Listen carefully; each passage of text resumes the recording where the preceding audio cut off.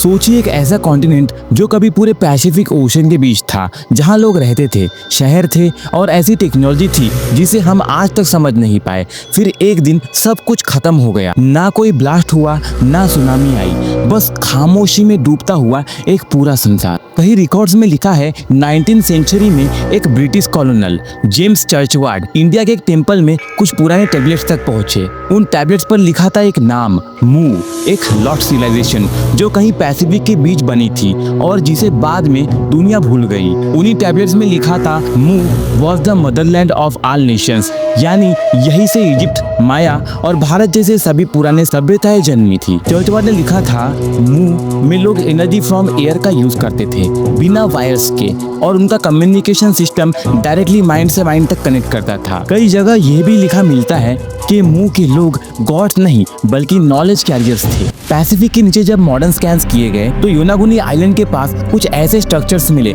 जिनके एंगल्स और carvings natural लगते ही नहीं है। बड़े base stone terraces, perfect right angles और स्टेयरकेस जैसे पैटर्न्स। पानी के नीचे एक पूरा शहर सोया हुआ जैसे महसूस होता है। कुछ एक्सपर्ट्स कहते हैं यहाँ सिर्फ रॉक फॉर्मेशन है, लेकिन उन्हीं में से कुछ सिंबल और डिजाइन एक्जैक्टली वैसे ही है जैसे हम इजिप्ट और माया में देख चुके हैं। एक क्वेश्चन यहाँ भी उठता है, अगर मू एक मिथ था तो दुनिया के इतने कल्चर्स में एक जैसे डिजाइन्स और गॉड्स का कॉन्सेप्ट क्यों मिलता है? हर जगह एक ही पैटर्न रिपीट होता है, sky gods descending from the clouds, a flood that destroy everything, और एक प्रॉमिस कि एक दिन सब कुछ फिर से उठेगा। मॉडर्न रिसर्च अब भी समझने की कोशिश कर रही है, अगर मू सच में था तो वो कहीं गया कहाँ? क्या एक नेचुरल डिजास्टर ने इसे निगल लिया या उन लोगों ने खुद अपने अस्तित्व को मिटा दिया, जैसे उन्होंने हमसे कुछ छुपाना चाहा हो? शायद मू कभी था ही नहीं, पर शायद वो इतना एडवांस था कि हमारी टेक्नोलॉजी उसके निशान तक नहीं पहुंच पाई। और अगर ऐसा है तो समुद्र के नीचे शायद अब भी वो कहीं सो रही है,